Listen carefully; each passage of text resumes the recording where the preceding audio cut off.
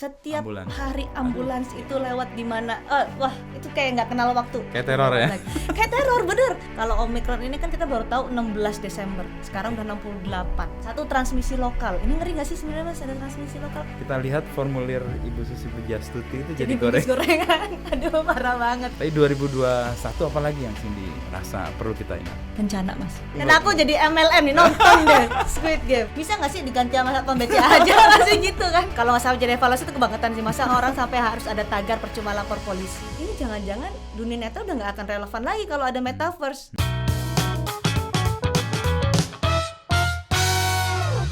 Cindy Sistiarini. Sistiarani. Ini selalu banyak yang typo nih. Cindy Sistiarani. Oke, kita panggil Cindy aja ya. Ya. Cindy ini salah satu wartawan yang menjadi presenter di Kompas TV. Ya.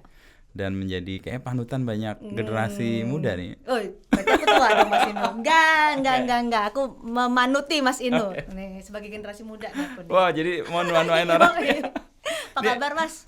Baik.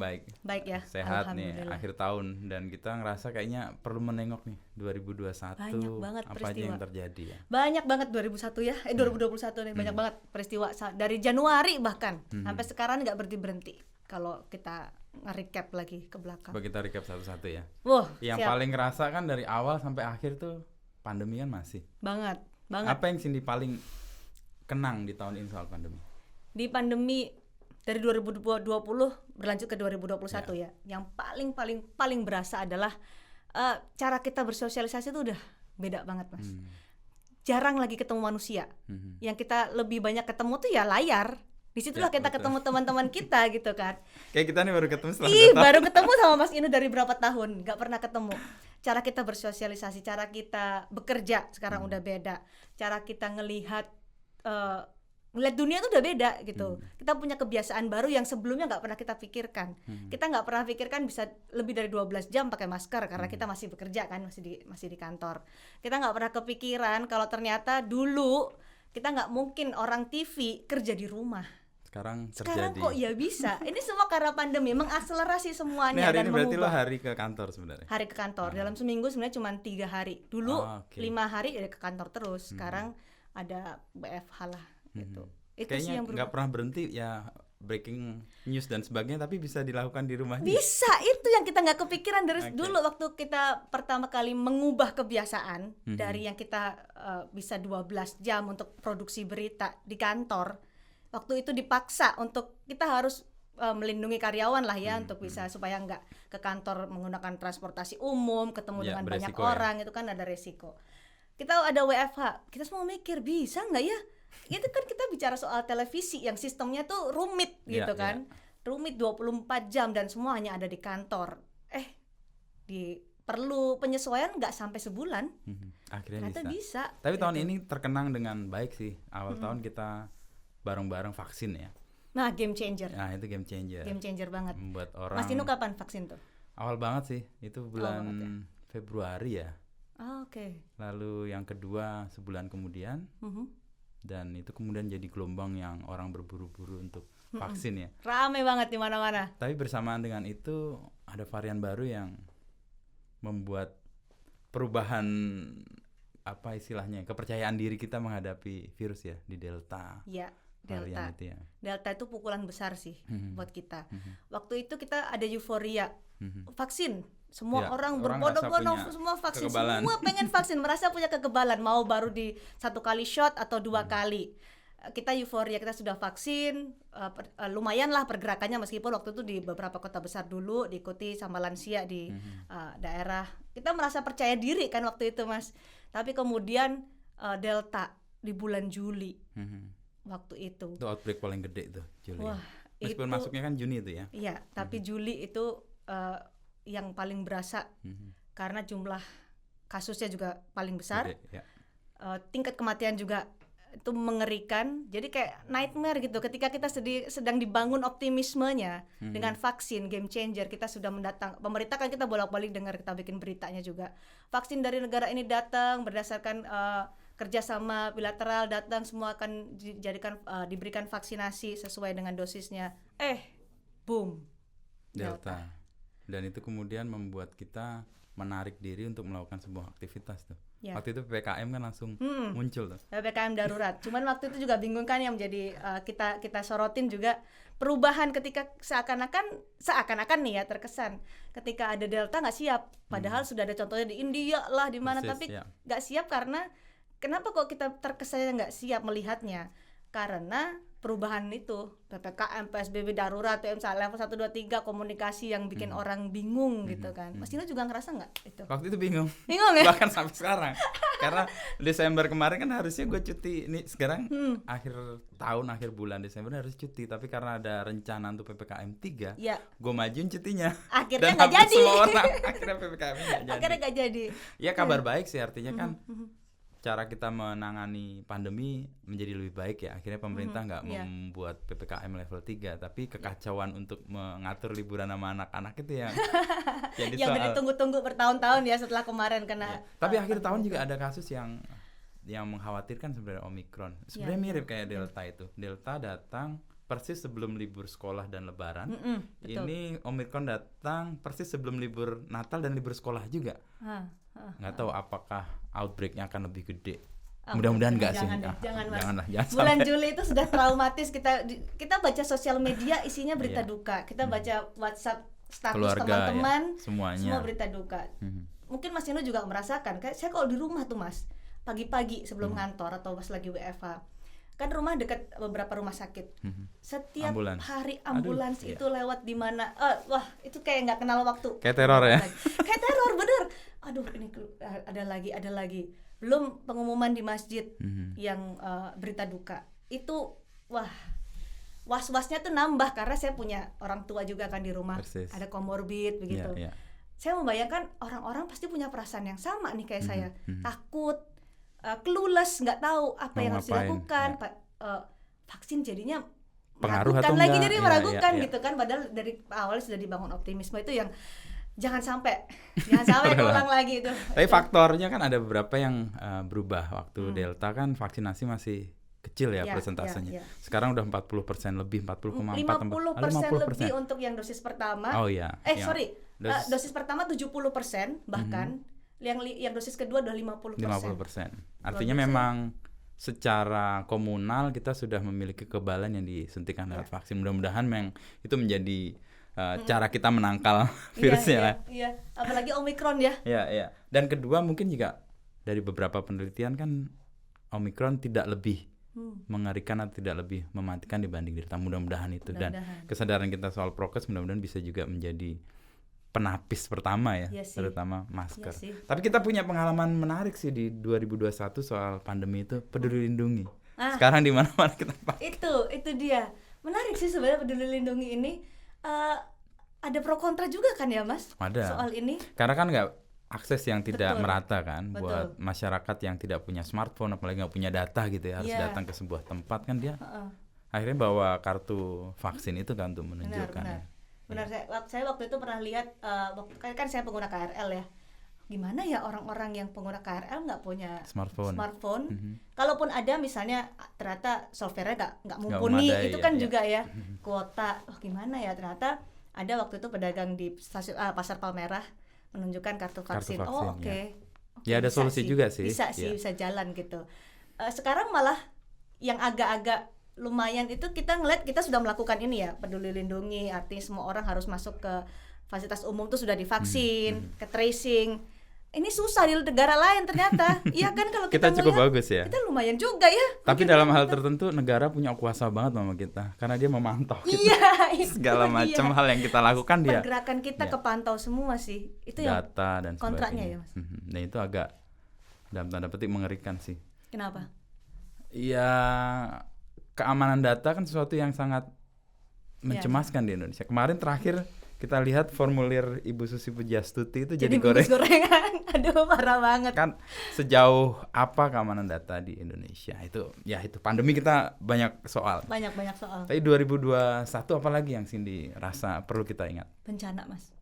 Itu kita kalau ngingat lagi 2021 Kompas TV itu berkali-kali breaking news soal bencana. Itu juga prihatin ya kita, tapi gimana kita tinggal di kawasan yang rawan, ring of fire, terus juga kemarin yang besar itu badai Seroja di NTT. Ya, belum lama itu juga belum lama. Seperti kayak berturut-turut gitu. Tapi ya kalau bencana kita nggak tahu lagi, nggak bisa memperkirakan, hanya paling meminimalisir dampaknya dengan peringatan dini dan macam-macamnya kan mitigasinya itu. Cuman ya untuk bencana ya. Iya sih, terakhir Semeru ya. Semeru. Yang gambarnya begitu mengerikan ya, dan kita lihat beberapa rumah juga ketutup guguran erupsinya kan, yang sampai atapnya juga. Dan si Semeru ini kan kalau kita ngobrol dengan ahli vulkanologi dari PVMBG, awan panas guguran ini nggak bisa terdeteksi sebelumnya, beda dengan erupsi. Merapi ya. Jadi kalau erupsi ada aktivitas vulkanik ya bisa terpantau, gempa tektoniknya, gempa vulkanisnya, ada aktivitas sebelumnya. Tapi kalau awan panas guguran, kemarin ngobrol dengan beberapa ahli vulkanologi, mereka nggak bisa mendeteksi. Tidak bisa mendeteksi karena curah hujan aja itu yang ada itu gimana dong kita kalau menghadapi itu, Mas? Kita ada di ring of fire. Kalau menurut Mas Ino gimana tuh kita ya? Susah juga ya. Ya paling nggak kesadaran bahwa kita hidup di daerah yang beresiko ya, dan kemudian kita meminimalisir kemungkinan adanya kecelakaan atau bencana yang menghampiri kita ya. Misalnya membangun rumah kalau di wilayah gempa yang tidak menggunakan bahan-bahan yang mudah melukai, karena bukan gempa yang membunuh sebenarnya, tapi bangunan. Iya, betul. Karena kearifan masyarakat kita sebenarnya sejak dulu sebenarnya sudah ada tuh, pakai bangunan kayu. Lalu strukturnya juga struktur yang knockdown, sehingga dia ketika bergoyang kan dia nggak langsung patah langsung ambruk gitu. Paling itu yang bisa kita lakukan. Tapi di luar bencana yang alam, awal tahun kita ingat ada peristiwa yang membuat kita juga sedih karena Sriwijaya ya. Januari itu ada pesawat yang ini gua agak ngeri sih setiap Januari karena banyak kejadian. Masa sih? Transportasi dulu Adam Air juga di Januari. Adam Air tahun 2004 ya, 2004 ya. Itu kan juga awal tahun yang peralihan ya. Ya mudah-mudahan itu. Jangan. Tapi itu ya. Lalu yang juga mengharu biru dan membuat kita sadar soal kekuatan pertahanan kita Nanggala 402 ya. Tenggelam yang sedang latihan, lalu sedang upaya menembak, tapi di kontak nggak bisa nyambung, dan kita lihat dari cerita di balik bencananya itu betapa minimnya perawatan, betapa minimnya persenjataan yang kita miliki. Itu sebenarnya duka tapi sekaligus miris itu ya. Harusnya juga jadi refleksi kali ya, Mas. Karena kan Nanggala tahun 78, buatan Jerman tahun 78. Masih aktif. Iya, masih dipakai. Dan kita nggak punya kapal selam lagi. Nggak punya serepnya ya, nggak ada serepnya. Ya mudah-mudahan kemampuan keuangan negara membuat pertahanan keamanan kita menjadi lebih. Udah mulai kesana nggak sih kita?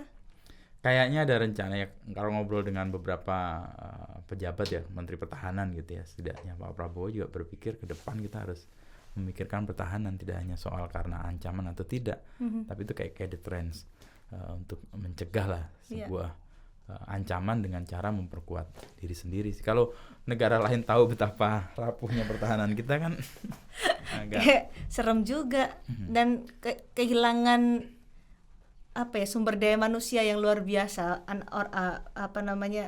Awak kapal Nanggala itu kan orang-orang yang luar biasa. Dan kita nggak sekali ini alutsista itu kemudian ada korban di tentara kita kan. Dulu Hercules tuh sering banget. Itu kan big loss ya. Big loss tidak hanya sisi alutsistanya, tapi juga sumber daya manusianya untuk mengganti orang-orang yang sudah berpengalaman, orang-orang yang sudah dididik. Itu kan juga bukan investasi jangka pendek. Gitu. Ya, itu punya kehilangan tidak hanya karena tentara-tentara terbaik juga, tapi juga generasi yang kemudian melanjutkan ilmu yang sudah mereka miliki kan. Itu. Ya bencana. Tapi di tengah bencana, lalu tahun ini juga kita mengenang banyak hal-hal yang menarik dan lucu sebenarnya, digital marketing yang terjadi. Karena tahun ini kan tahunnya Squid Games ya. Nonton nggak Mas? Nonton nggak? Gue nggak berani nonton. Nonton deh. Itu karena seru banget. Karena menurut gue gini, Netflix itu bukan soal bayarnya berapa, tapi waktu yang disita oleh Netflix itu yang harus gue serahkan. Cuma 9 episode Mas, cuma 9 episode. 9 episode pendek-pendek, nonton deh. Itu gue nonton Money Heist, abis itu terus kayak agak merasa wah waktu gue habis ini untuk Nggak sepanjang Money Heist, aku sebagai korban nih. Sebagai korban. Apa yang menarik? Dan aku jadi MLM nih, nonton deh Squid Game. Apa yang jadi, menarik menurut? Aku tuh nggak suka series sebenarnya. Karena itu menurut sama kayak Mas Inu, aku jadi membuang-buang waktu nih nonton series. Mendingan nonton film deh, 2 jam kelar, ya kan? Squid Game itu tertariknya gara-gara biasa sosial media. Kita kan anak muda ya, generasi muda nonton sosmed. Cuman karena tertarik gambarnya itu meme ya banyak. Bukan. Tapi ketika pada promosi Squid Game itu kayak ruang permainan gitu loh, warna-warni ya kan, ada ruang permainan. Gue nonton. Nah, gue tahu logo-logonya dan anak gue nonton, dia selalu memancing gue, "Pak, nonton dong." Lu nggak nonton? Gue nggak nonton. Rugi. Karena tadi kerugian 2021 nih. Gue catat. Jadi terus kok lucu nih kayaknya, tapi kok mereka pada komennya tegang. Terus wah gila, ini serem banget apa gitu. Penasaran dong akhirnya. Nontonlah episode pertama. Oh, menarik. Korea tuh kan selalu bisa bikin drama di atas drama gitu kan ya. Kalau kita film drama 3 babak salah biasa satu yang ya, membuat gitu. gue tidak ingin menonton adalah karena Korean drama itu. Iya kan? Aku tuh juga nggak pernah nonton. double. Nah, aku karena nggak pernah mau nonton kayak drakor gitu, nggak sombong lah ya, kalau menye-menye lah, terlalu menye-menye. Tapi Squid Game ini beda. Oke. Dan tapi tahun ini belum berakhir kan? Bisa punya waktu gue. kurang 2 hari lagi. Jadi begitu nonton tuh yang ini, pantas aja lu hebat, pantas aja orang semua pada gemes karena ceritanya tuh beda banget, meskipun itu sadis ya, itu sadis terus banyak komentar menjual kemiskinan atau apalah nggak ngerti, tapi sebagai penikmat hiburan, wah gila sih ini, pantas aja tuh CPNS tesnya pakai Squid Game. Oh ya, sampai di Surabaya pakai itu kan, pakai baju merah, sampai ditiru lah itu jadi sinetron. Tapi kebangkitan dari Squid Game itu sebenarnya untuk dunia hiburan menarik sih di Indonesia, karena orang merasa kalau punya konten yang bagus, lo pakai base bahasa apapun, pakai kultur apapun, begitu dinikmati oleh seluruh dunia dan value-nya sama dan bisa diterima, itu bisa booming sih. Bener banget. Kayak Money Heist kan bahasa Spanyol. Saya nggak nonton. Emang nggak nonton? Jatuh kerugian. Mending Squid Game asli, cuman 9 episode mas, nggak rugi. Oke, itu cuman aku sampai episode pertama kan nonton 1 kali karena sampai rumah udah malam gitu kan. Satu episode lama-lama 3, 2, 3 lah udah selesai ya. Langsung kayak ya nonton apa lagi ya, sampai kehilangan gitu begitu tamat Squid Game, asli deh. Nonton deh mas. Tapi selain Netflix yang kita lihat juga menjadi hal yang tumbuh ya karena pandemi ya, dan kita banyak waktu di rumah juga. Kabar gembira yang lain juga banyak industri yang tumbuh juga sih karena digital gitu ya. Betul banget. Yang peristiwa kan kita lihat beberapa artis dan beberapa brand itu kan rame-rame ke Times Square ya. Iya. Mungkin Times Square lagi murah kali ya. Jual billboardnya. Tiketnya juga lagi murah kayaknya. Murah, billboardnya. Dan waktu itu belum 14 hari atau 10 hari karantina kan? Oh iya, belum ada. Udah tapi enggak. Udah ya? Udah kan ada tapi setelah itu ada kasus yang seorang selebgram yang kabur dari karantina itu. Itu tapi kayaknya 7 hari ya kalau nggak salah waktu itu, masih 7 hari. Ya sih, itu digital marketing lagi booming nih kayaknya. Booming. Dan tahun ini ya 2021 itu dikenang dengan Satpam BCA itu sesuatu yang menurut gua itu gimana menurut Mas Indo tuh? Menarik sih, ya pinternya sih BCA, mudah-mudahan BCA ngiklan di sini nih. Ditunggu nanti ada di sini. BCA memakai itu untuk ya riding the wave lah dan membuat penjelasan kenapa kok Satpam BCA begitu dipuja dan disebutkan laki-laki berseragam yang ramah dan baik penuh perhatian yang cuman Satpam BCA. Gue bisa bayangin banyak pekerjaan yang menggunakan seragam akan tersakiti itu. Iya benar. Polisi, tentara, atau yang lain-lain. Bahkan kalau ada komen-komen di sosmed itu kalau ada yang soal kritik atau peristiwa mereka ada pengalaman kurang mengenakan dengan mereka yang berseragam, pasti gini, bisa nggak sih diganti sama Satpam BCA aja masih gitu kan? Itu banyak banget di sosmed. Dan gue berharap sih Satpam BCA nggak ganti seragam. Kenapa? Kalau ganti seragam diuntungkan polisi. Oh iya. Polisi nanti ngambil kredit. Nggak tahu Satpam BCA udah ganti seragam belum ya? Kayaknya masih kan putih biru ya. Jarang ke bank nih sekarang. Jarang ke bank, bener 2 tahun juga nggak ngeliat sih. Udah jarang ke bank, karena udah deket banget nih sekarang kan kita semuanya udah ke digital. Tapi kalau untuk digital marketing nih Mas Inu, tahun ini emang lagi gila-gilaan karena akselerasi semua bisnis pindah ke digital nggak sih gara-gara pandemi? Kayaknya mau tidak mau ya, karena ketemu dan kemungkinan untuk bisa bertatap muka langsung kan sedikit ya. Dan ruang digital menjadi pilihan yang dieksplorasi dengan sangat maksimal ya. Dengan cara ya kadang-kadang dibawa ke offline, tapi offline menjadi opsional sekarang. Kalau dulu kan offline lalu opsionalnya digital, kayaknya sekarang kebalik. Dan ternyata itu nggak mengurangi esensi dari marketingnya ternyata. Aku lihat dari beberapa brand yang menggunakan itu juga penjualan dan mereka malah menghemat kos ya untuk beberapa cara mereka berpromosi sih. Bikin konten yang pasti viral, udah jelas ya itu udah. Itu jadi target ya untuk membuat brand awareness-nya dan Riding the Wave apa lagi nih yang masih lu inget nih selain Satpam BCA tuh? Yang waktu itu rame sih Eiger, ingat Eiger? Wah itu blunder sih. Tapi yang lain kan pada yang lain numpangin itu kan. Iya. Dia marah kan nggak salah ya. Iya, ngirim surat atau email ya, lupa deh. Keberatan dengan review yang pakai kameranya kok ala kadarnya atau gimana ya. Akhirnya dipakai deh sama yang lain. Itu pinter juga sih mereka yang menggunakan itu meriding ombaknya itu juga pinter banget. Tapi cara kemudian Eiger merespon sih ya lumayan sih, meskipun awal-awal digebukin terus ya, tapi itu pembelajaran sih. Sebelumnya rame yang itu, mungkin tahun sebelumnya ya, yang McD sama Burger King itu ya. Yang BTS? Bukan. Oh iya BTS tahun ini ya? Kalau BTS tahun ini. Tahun ini, benar. Tapi yang sebelumnya. Itu kan saking banyaknya kita peristiwa kita sampai 2020. Oh tadi ngomong BTS itu gila itu sebenarnya. Untuk makanan yang sebenarnya itu sehat atau enggak gue nggak tahu, tapi mengenyangkan orang mau antri sedemikian bener. Kalau aku nggak melihat itu menyehatkan atau enggak, itu ya maaf ya untuk army ya, maaf banget, tapi ngelihat itu nggak ada bedanya dengan kita beli meals biasa di McD, cuman kemasannya aja gitu. Cuman ya itu ada di lantai Kompas TV yang bawa 2, pada heboh, kok dapet lu? Iya dong, usaha. Jadi jadi itu kayak wow, army hebat. Tapi waktu itu sampai antriannya dibubarin kan di banyak tempat karena memunculkan kerumunan yang tidak diperkenankan. Dan menurutku apresiasi ke aparat sih, upaya untuk disiplin prokes itu kan dilakukan ya, masker, menghindari kerumunan dan membuat masyarakat lebih aman ya. Itu hype-nya cuma sehari akhirnya karena dibubarkan itu ya. Tapi hype sehari, nah ini hebatnya digital yang tadi. Apa tuh? Itu bisa berkepanjangan karena terus dibicarakan kan. Iya benar. Kalau mungkin itu berjalan sebulan mungkin jadi biasa malah mungkin ya. Biasa, tapi karena sehari. Betul juga. Dia bless betul gitu juga, ya. Karena satu hari doang, jadi mereka yang berhasil pamernya tiap hari. Berhari-hari pamernya. Gue dapet ini, dibikin itu ya bagus itu, juga tuh. Semakin terbatas sebenarnya semakin bernilai sebenarnya. Iya, kalau itu ada berlimpah dan kita bisa antri dengan mudah, kayaknya orang nggak akan jadi biasa-biasa aja ya. Oh iya betul juga tuh. Semuanya karena army pokoknya. Hebat army BTS.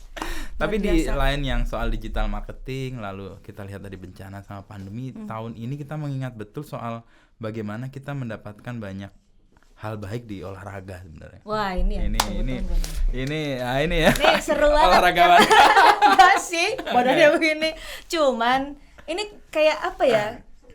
Mungkin kita masih ingat kita lagi pusing dengan pandemi, kita merasa hopeless, kita merasa merasa ini nggak kapan selesai, kita nggak tahu, kita nggak ngerti apa lagi harus dilakukan, semua usaha udah, tiba-tiba ada berita kita dapat emas di Olimpiade. Waduh Mas, itu rasanya kayak seger banget ngeliatnya kan di berita. Dari yang kita tiap hari ngomongin pandemi, kita ketika dialog dengan narasumber tuh selalu berkerut gitu kan. Dan itu kan pas di saat kita deltanya tinggi banget ya. Juli Agustus. Iya betul.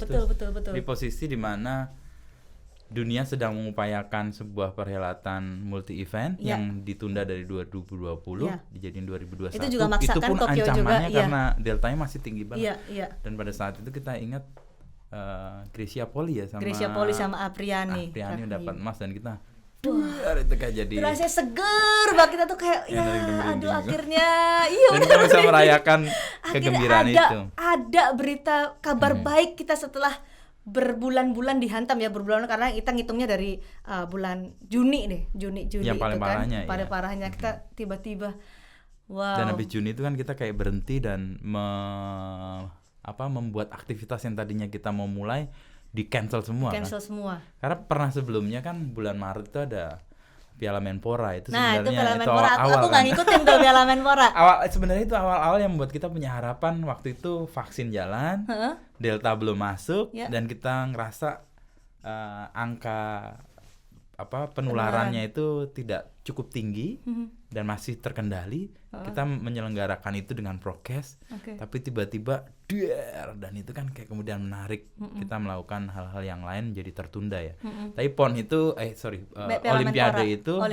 Olimpiade itu kemudian membangkitkan, oh Jepang bisa nih, Tokyo bisa, dan melakukan itu, dan disusul kita bikin PON kan. Bikin PON di Papua. Dan di Papua itu kerennya sih. Kenapa? Ya ini baru pertama di Papua, dan untuk kedua di Indonesia Timur kan setelah Makassar. Dan kita ngelihat venue-nya keren, penyelenggaraannya oke lah, ada cacat sana sini, wajar lah. Kita melakukan kegiatan sebaik apapun pasti ada buruknya lah. Tapi event diselenggarakan pas pandemi, dan kita bisa melakukan itu jauh di ujung timur Indonesia, dan kita lihat hype-nya juga oke. Itu menurutku memberikan harapan bahwa kita bisa loh mewujudkan olahraga event multi di nasional kita di tengah situasi pertanda baik waktu itu. Dan waktu itu kan agak melandai juga kan kasusnya, sudah mulai tertangani dan vaksin makin banyak. Iya dan sih. Kita agak dicemburui negara-negara lain kan. Iya benar. Kita punya banyak vaksin ya. Benar. Tapi tadi PON di Papua tadi ya relatif sukses lah ya. Meskipun ada penyelenggaraan teknisnya, ada beberapa yang harus dievaluasi. Tapi kan itu kita jadi lebih percaya diri ketika menghadapi event-event internasional berikutnya. Superbike di Mandalika. Terus kita punya tujuan 2022 MotoGP. Kalau menurut Mas Inu dari berkaca 2021? Gue yakin kok kita punya potensi besar untuk bisa menyukseskan itu ya, atau setidaknya merayakan event-event olahraga internasional di Indonesia. Karena kita ngelihat generasi yang sekarang tumbuh ini punya daya kreatif dan energi yang gede ya. Dan kita lihat ya kemarin Mandalika ada hujan dan sebagainya, tapi so far orang memuji bagaimana kita membuat venue yang di tempat yang ini kan jalanan kan yang kemudian dipakai untuk event internasional pertama. Itu Mandalika juga dengan beberapa catatan ya pasti mungkin 2022 akan jadi event yang besar juga, dan orang udah punya bayangan. Oh Mandalika yang punya nggak hanya soal motornya tapi pantainya, bagaimana kita berwisata. Benar di situ itu dikelilingin banget sama pantai-pantai yang keren. Pernah. Tapi itu keren banget sih. Iya. Jadi kita ada Piala Menpora, ada PON, kita siap lah untuk event-event berikutnya. Persis. Tapi yang pecah juga di tahun ini 2021 tuh Thomas. Itu udah akhirnya puasa, udah buka puasa kita ya, 19 tahun puasa, akhirnya buka puasa kemarin. Dan kita dapat membawa pulang dari generasi yang muda, ini mengembirakan juga kan, artinya punya rentang yang panjang untuk kemudian kita bisa melanjutkan prestasi ini. Ada Anthony Ginting, ada Jojo ya kan. Ada Jojo, ini yang ganda nih siapa nih namanya?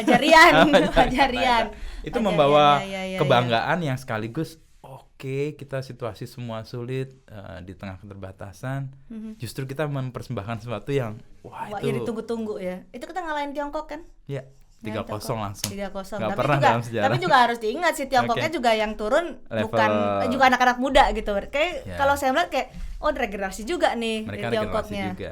Atau jangan ngapur kita enggak ya? Jangan dong, ada kasihan nih 19 tahun. Kita kok, kita punya prestasi, dan semua kegembiraan ini kalau dalam konteks kesehatan kan ini membawa imun kita lebih baik kan, mental health kita ya di tengah lebih ini sehat, lebih merasa punya harapan. Dan tahun ini mix kayak gitu tuh, dihantam dengan hal-hal yang negatif, tapi di tengah-tengah jalan kita menemukan harapan-harapan roller coaster ya.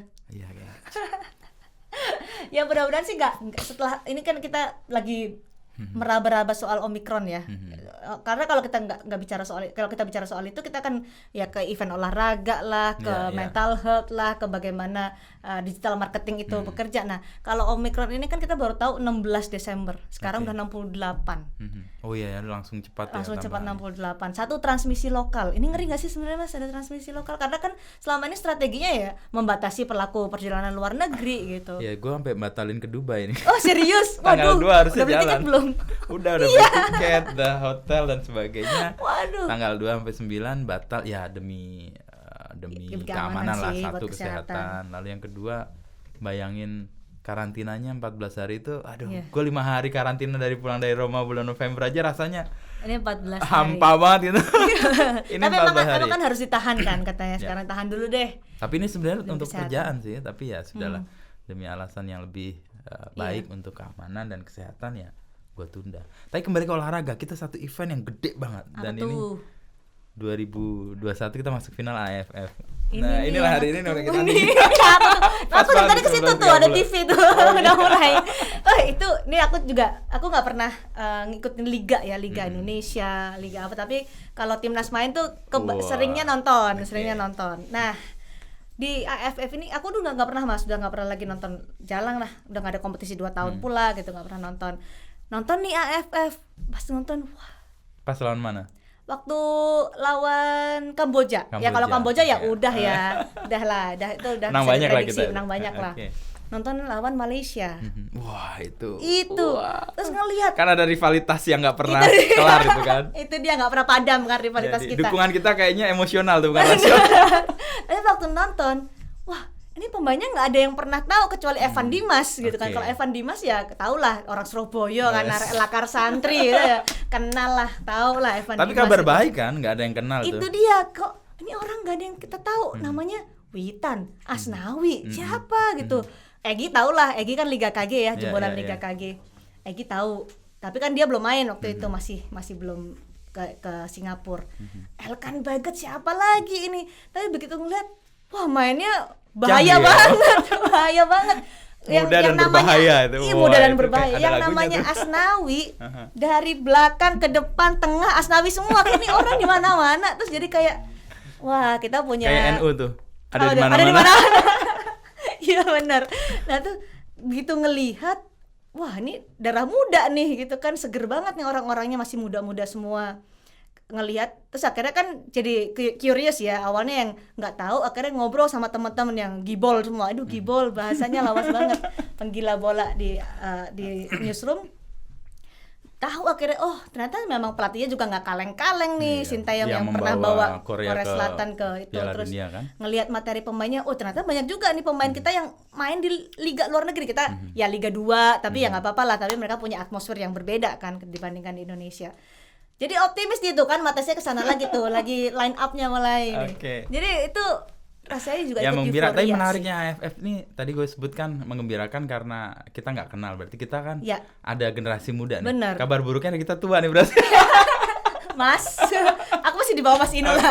Oke, Ya pasti. Nah ini kan kita final Mas, Uh-uh. prediksi dong lawan Thailand kita. Kalau prediksi agak emosional ini nggak bisa. Nggak bisa Gua ya? agak rasional agak susah. Tapi kalau mau rasional ya 50-50 lah. Aman banget jawabannya 50-50 semua. Tapi kalau dari 50-50. materi kelengkapan pemainan ya atau bagaimana sejarah, kadang-kadang kita bicara lewat data kan. Ya, ya. Thailand sebenarnya diunggulkan. Tapi kalau gue ngomong itu pasti semua orang akan Yalah, tapi kalau di atas itu kertas rasional. unggul. Ya, Tapi ya, kita setuju. ngomong soal emosional juga kan. Ya. Olahraga kan nggak hanya soal logika, tapi juga bagaimana kita punya rasa. Ya menang lah menurut gue sih. Menang lah ya pokoknya, menang lah. Pokoknya anak-anak muda tuh mereka larinya kenceng. Dan tadi kan Asnawi ada di mana-mana. Asnawi itu. dan Witan ada di mana-mana, Nah, Asnawi ada di mana. Wah, kayak NU gila tadi, nih. dan kebetulan NU juga NU juga. orang baru kan, Baru. ketua umumnya dan Itu dia. generasi muda juga kan. Generasi muda. Dan tiba-tiba menjadi Rame juga kan kekuatan. kemarin muktamar NU. Ya. Lumayan lah. Ditutup tahun itu. Tutup Tapi tahun. AFF ini menarik. Dia AFF 2020 dilakukan Di 2021, tapi Hah? itu juaranya 2022. Oh tanggal Karena 1 tanggal ya, 1 ya. leg kedua. Jadi 3 tahun tuh berturut-turut itu. 3 tahun dirangkum jadi 1. Jadi kalau kita berharap Indonesia jadi juara AFF 2021, tutup aja buku atau Iya. mimpinya. Karena kita kalaupun juara 2022.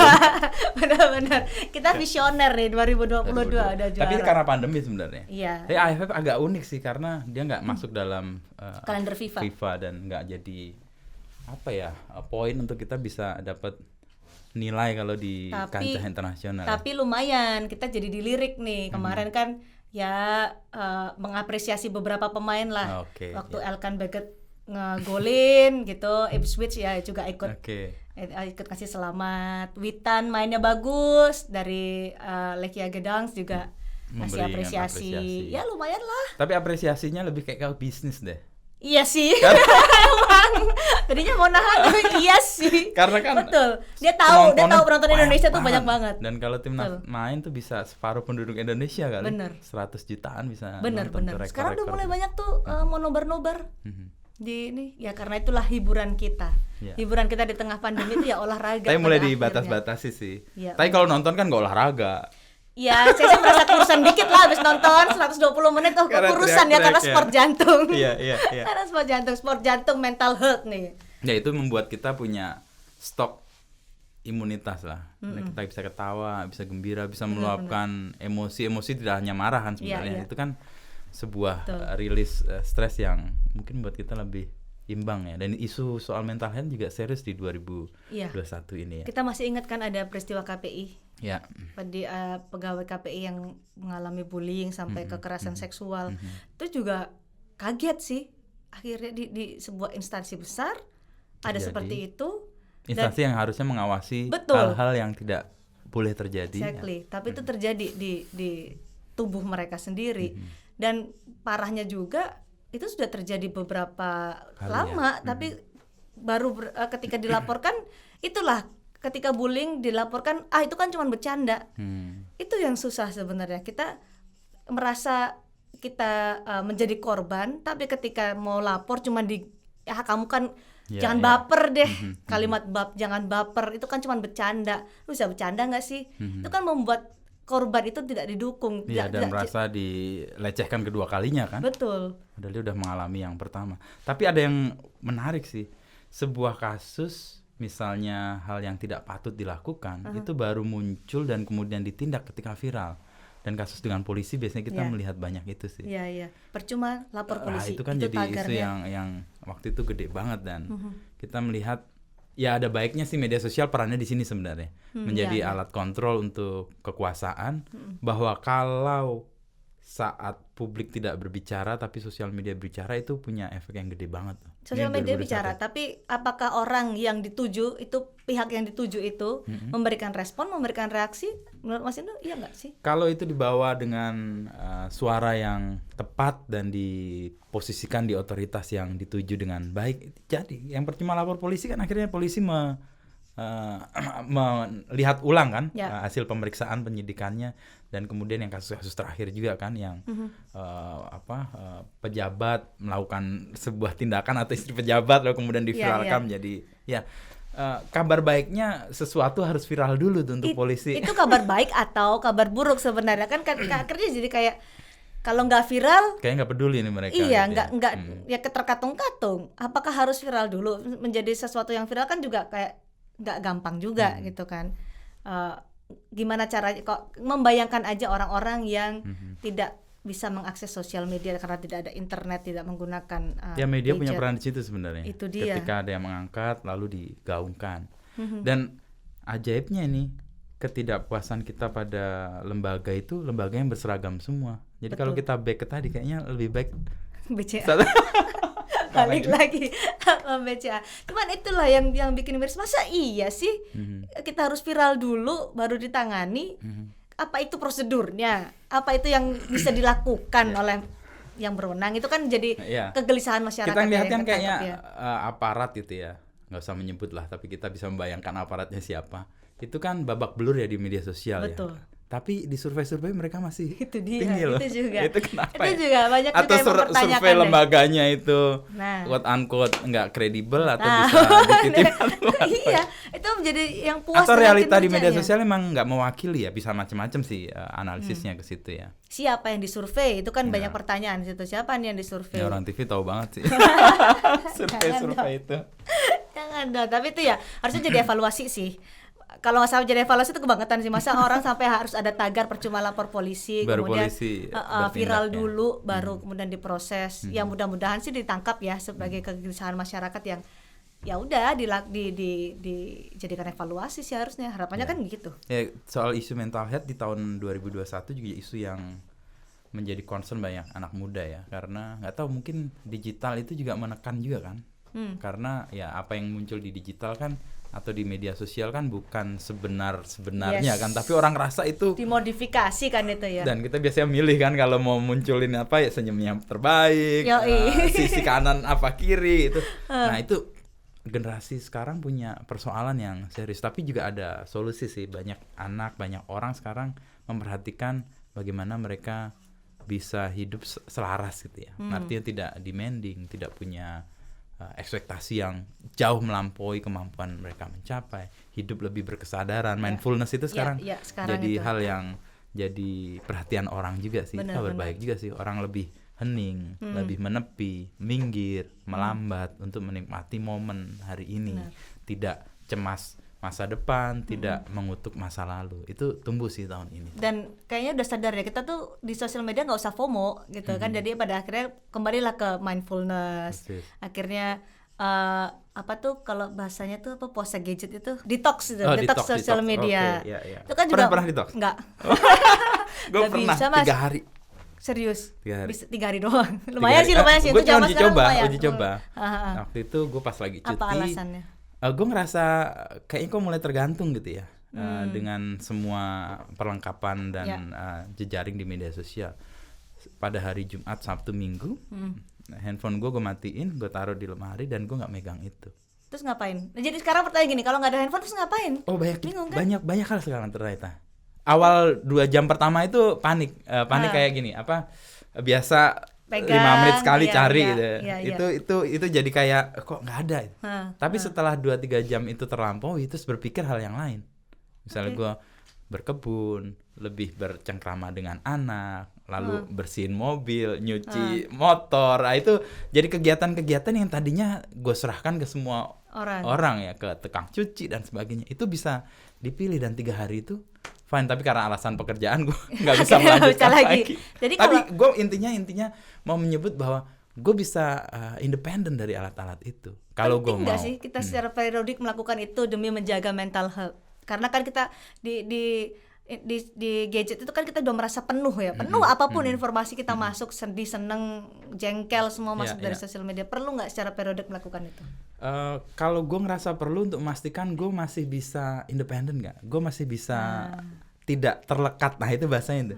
Kalau gue nggak bisa, berarti kelekatannya kuat banget. Dan persoalan yang gue alami ya, persoalan dalam hidup setidaknya dalam gue itu melepas kelekatan. Begitu kita lekat dengan sesuatu dan kita kayak nempel gitu dan nggak bisa keluar, itu jadi persoalan. Lekat dengan masa lalu, lekat dengan kekecewaan, lekat dengan apa yang kita sesali dan sebagainya, itu kan persoalan juga. Nah gadget sebenarnya salah satu contoh aja, kita lekat pada benda itu kan. Benar. Gue ngerasa pentingnya ke situ, tapi dalam situasi sekarang kayaknya kita nggak bisa lepas dari gadget. Iya benar. Kita kalau 10 atau 15 tahun lalu kalau dikasih pertanyaan mending ketinggalan handphone atau ketinggalan dompet, mending ketinggalan handphone. Sekarang udah nggak bisa, mendingan ketinggalan dompet dah. Apalagi ketinggalan dompet aja dipegang orang rumah. Wah. Pengen pulang aja cepet-cepet. Jadi itu harus ya menurut Mas Inu periodik dilakukan. Iya, untuk mengecek apakah kita terlekat berlebihan dengan benda itu atau tidak. Karena dia ada manfaat baiknya juga. Tapi kalau kita terlekat sepenuhnya tanpa tahu manfaat baik yang bisa kita gunakan, ya harusnya memang bisa dicoba nih 3 hari dulu deh. Ya coba 3 hari. Karena kadang itu kayak merasa penuh banget gitu semua. Dan komunikasi dengan orang-orang dekat akan lebih berkualitas. Iya. Ya, tapi janjian dengan pasangan atau dengan anak ya dia sama-sama nggak pakai. Kalau kita nggak pakai dia pakai ya terdistract juga. Kecuali mau ngetes diri sendiri ya. Itu bagian dari mengolah mental health sih, melepas kelekatan dengan masa lalu, dengan kecemasan dan sebagainya. Wah, bisa dicoba. Harus dicoba nih kayaknya. Tapi ke depan itu 28 Oktober ya kemarin Facebook kan ganti jadi Meta. Ya. Dan itu kayaknya kita nggak akan lepas dari digital dan nggak akan lepas dari virtual. Aku sedikit khawatir ya. Maksudnya khawatir bukan khawatir ini nanti jadi jelek atau gimana, tapi waktu melihat metaverse langsung keinget film, maaf ya kalau dia semua disampaikan ke film karena suka nonton film Ready Player One. Yang hidupnya di virtual reality, sudah lupa sudah apa ya, seakan-akan dunia itu udah nggak relevan. Ingat juga Wall-E, film Wall-E. Wall-E itu tahun 2008. Wall-E itu menggambarkan manusia tuh udah benar-benar tergantung Benar, dengan gadget, dengan robot, dengan macam, sampai akhirnya mereka gendut, nggak bisa bergerak gitu kan di Wall-E. Ada kekhawatiran ini jangan-jangan dunia nyata udah nggak akan relevan lagi kalau ada metaverse. Bisnis properti udah nggak akan relevan lagi nih. Semua orang akan beli butuh satu toko di ruangan sana. aja kan, Iya. lalu kemudian dia menjelajah. Beli toko atau mau bikin kafe di situ aja di metaverse, udah Bisa bertransaksi juga di bisa situ. bertransaksi. Meskipun kemarin waktu ngelihat berita soal Justin Bieber konser masih pakai avatar ya, masih belum Justin Bieber banget deh gitu. Tapi kan itu sekarang, nanti kalau makin maju jangan-jangan reality dunia nyata ini udah nggak relevan lagi, semua hidup kita ya cuman ada di virtual. Nah itu yang gue khawatirkan, kesehatan mental akan lebih terganggu sih, karena kita makin terlepas dari realitas. Benar. Dan kita menghidupi unreal atau surreal atau sesuatu yang beyond reality, dan kita Itu dia. nggak ngerti juga. Sekarang aja kita sudah tidak merasa kagok ketika bersosialisasi bercanda lewat Zoom. Kalau dulu kan bercanda enaknya ketemuan gini kan ya Mas, bisa ceng-cengan, bisa ceng-cengan, ada yang tahu pukul-pukulan. nggak nih? Itu tahun berapa? Terus kita masih bisa ada physical touch lah kalau kita mau pukul, mau apa gitu, sama teman-teman peluk gitu. Sekarang kita udah nggak canggung ngobrol dengan Zoom. Ketawa tinggal klik icon. Klik, udah kayak 2 tahun ini udah berubah banget. Ketika nanti metaverse makin besar, aku tuh khawatir aku merasa kesepian nggak ya nanti? Nah itu pertanyaan serius tuh. Itu Karena nggak akan ketemu dengan realita-realita yang ada di dekat kita. Gimana aku mencari circle di metaverse ya? Atau mungkin konsep kesepian akan berubah. Gimana Jadi, tuh? ya nggak tahu juga. Orang kan akhirnya menemukan kegembiraan. Kesepian kita muncul ketika dia nggak menemukan aktivitas, nggak dapat kegembiraan, nggak menemukan relasi. Tapi jangan-jangan metaverse menghadirkan itu. Kan kita nggak lihat negatifnya aja kan. Ya mungkin kalau sekarang kita ngomong ada kekhawatiran, tapi kalau itu udah berjalan, kita ngikutin mungkin juga enggak. Tapi kalau lihat dari tahapannya, kayaknya sih kepentingan bisnis lebih besar sih. Pastinya. Karena hampir semua brand kan berjualan di situ kan. Iya. Dan punya toko atau punya hal yang akan sekali lagi kalau misalnya apakah dunia nyatanya nggak akan relevan lagi, aku jadi berpikir apakah manusia nggak akan relevan lagi karena kita akan jadi avatar. Beli bajunya, pertanyaan eksistensial. beli bajunya udah nggak beli baju kita coba atau di dunia nyata, aku lebih akan menginvestasikan uangku untuk beli mendandani avatarku gitu kan. Jadinya wah, dia ya mungkin kalau sekarang kita berpikir rasanya kayak nggak mungkin, kayak kita dulu mungkin berpikir nggak mungkin orang TV kerja di rumah, tapi kalau nanti diikutin mungkin ya kita akan beradaptasi, bisa langsung ngeklik gitu. Tapi kalau sekarang dipikir-pikir, aku kan jadi berpikir aku kesepian nggak ya tuh nanti, jangan-jangan temanku cuma suamiku doang nih gitu kan. Aku harus bergaul di mana di metaverse, aku harus memilih circle seperti apa. Itu sih yang pertanyaan-pertanyaan itu yang masih menggantung karena kita harus belum melewati itu kan. Kita belum tahu. Spekulatif semua sih. Tapi upaya kita untuk lebih mendandani yang tidak nyata itu sebenarnya sudah kita latih di sosial media kan. Kita memanggil profil yang paling bagus. Benar. Kulit diterangin, alis ditebelin. Nah, itu kan sebenarnya metaverse 1.0 mungkin ya, atau beta versi beta. Dan itu punya Facebook juga kan yang sekarang jadi Meta. Ya kita nggak tahu, tapi juga persis ini yang menjadi kecemasan dunia ya, dan banyak hal kesetaraan digital itu jadi isu juga kan, karena nanti akhirnya siapa yang bisa menikmati itu, dan kesetaraan digital kan jadi isu yang kuat di G20 ya, dan kita jadi tuan rumah nih. Jadi presidensi. Bukan tuan rumah ya, tuan rumah dan presidensi ya. Momen jadi ya. Keketuaan Momen ini harus dimanfaatkan sih. Tapi manfaatkannya ya kita harus berpikir untuk kesejahteraan masyarakat secara umum kan ya. Indonesia, kawasan juga mungkin. Itu bakal dibawa sama presiden kayak gimana sih Mas? Kita kan pakai tema besar Stronger Together, Recover Together, Stronger Together. Dibalik Recover dulu baru benar. Itu kan sebenarnya prinsip inklusivitas ya. Jadi kita bersama-sama. Kalau mau lebih ditarik lagi kayak value nasionalnya, itu sebenarnya gotong royong tuh. Kan bersama-sama untuk mencapai sesuatu, dan inklusivitas itu kan nggak ada satu orang pun boleh tertinggal. Dan itu kan sebenarnya value yang mau diperjuangkan. Mudah-mudahan G20 yang menguasai 60% populasi, ekonomi hampir 70%, dan negara-negaranya punya pengaruh yang besar di politik dunia bisa menjadi tempat di mana ditemukan policy-policy yang bisa memungkinkan semua orang tidak tertinggal itu. Selama kita di anggota G20, kita merasakan dampaknya bahkan nggak sih, Mas?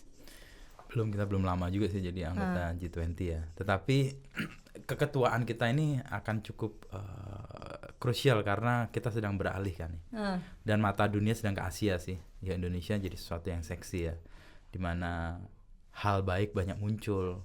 Gue kemarin waktu ke Roma itu ketemu dengan wartawan editor dari Vietnam, dari Burma, Myanmar gitu yang sekarang demokrasinya kacau balau juga. Mereka muji-muji Indonesia. Bagaimana capaian kita, generasi mudanya, nggak hanya soal pemerintahan sih, tapi juga generasi mudanya lebih aktif gitu ya, punya temuan-temuan. Juga Malaysia memuji-muji kita dan sering membandingkan Indonesia itu kayak 98 kita dan Malaysia kan. Waktu itu Malaysia sedang tumbuh. Sekarang kebalikannya. Dan sering membanding-bandingkan itu.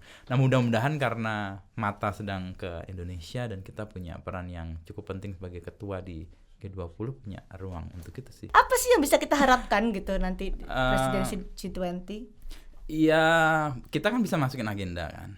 Beberapa pertemuan. Nah, besok gue ketemu Menlu sih sebenarnya. Gue ketemu persis sebenarnya, tapi setidaknya keketuaan itu punya peran karena namanya ketua kan mengatur ini ketemu dengan siapa, ada bilateral atau ada kegiatan yang lain. Yang gue lihat itu Indonesia akan pakai Bali, Jakarta dan Labuan Bajo kan. Nah, untuk jadi tempat untuk show ke para pemimpin dunia dan dunia pada seluruhnya.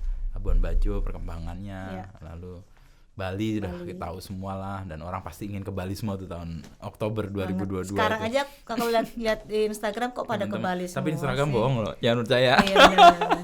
Jangan percaya.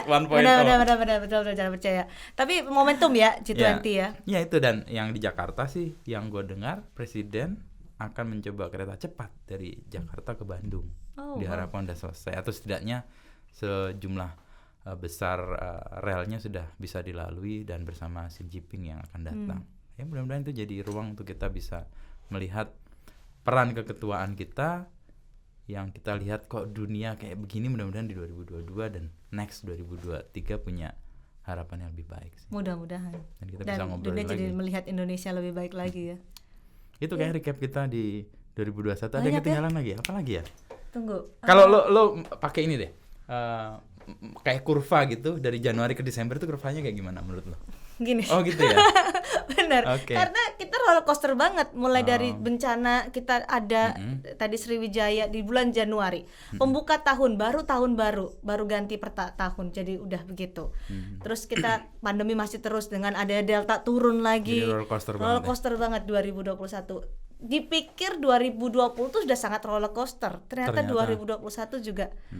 Wah, nggak berhenti juga nih, kita banyak kejutan. Kalau gue melihatnya kayak gini nih kurvanya. Naik. Apa tuh? Yang Januari kita ngerasa pede kan karena vaksin. Nah ini kita ngelihat versi masing-masing ya. Terus kita agak turun karena kemudian ada Delta varian dan kita peak paling rendah itu bottom itu ketika Juli tanggal 15 itu ada 46.000 sekian kasus. Terus landai kita lama-lama vaksin banyak dan Oktober November itu kita naik tuh. Kita lihat kan November orang-orang udah bepergian, udah macet lagi Jakarta. Sekarang udah begini. Nah mudah-mudahan Omikron ini tidak membuat kita begini lagi. Tapi paling nggak bisa kejaga. Mudah-mudahan Omikron ini varian terakhir lah ya. Jadi kita nggak tiap hari mikirin. Mungkin variannya akan muncul lagi. Iyalah karena bermutasi kan. Kekebalan mudah-mudahan membuat dia tidak bermutasi menjadi lebih ganas. Itu dia. Virus kan tugasnya memang bermutasi. Itulah yang agak serem tuh. Tapi roller coaster ya gitu ya. Ya berarti kita emang harus bersiap dengan ketidakpastian yang makin besar kan. Kalau tadi kan kurva 2021, aku mau tanya Mas Inu 2021 dalam satu kalimat dan nanti 2022 dalam satu kalimat gimana dari pandangan yang udah kita recap. 2022 gue nggak bisa jawab. Lo tanya gue nanti 2022. Ya. Bukan cenayang ya, bukan cenayang. Oke 2021. Apa yang terjadi 2021? Ketidakpastian sih. Ya. Itu kalau satu kata ya. Gue ngerasa itu. Semua rencana, semua hal yang kita buat tiba-tiba harus berantakan bahkan sampai akhir di bulan ini. Gue punya rencana mau liburan akhir tahun, tiba-tiba pemerintah PPKM level 3, akhirnya gue majuin. Ada pekerjaan mau ke Dubai, nggak jadi. Cuti udah diajukan, CEO nggak boleh karena ada PPKM 3. Ketika disetujui PPKM 3-nya dibatalin. Benar. Kalau gue ngerasa 2021 kayaknya tidak pasti ya. Tapi kalau ditanya 2022 kayaknya sama juga sih. Karena nggak ada yang Karena pasti nggak sih. tahu ya kan Iya. 2022. Kalau Cindy apa? 2021 full of surprise sih. Surprise.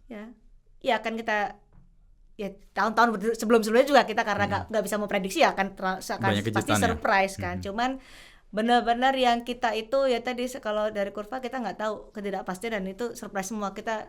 Banyak banget peristiwa yang sampai breaking news tuh kayak nggak berhenti gitu. Apapun peristiwanya. Dan mengharapkannya 2022 kita lebih tenang.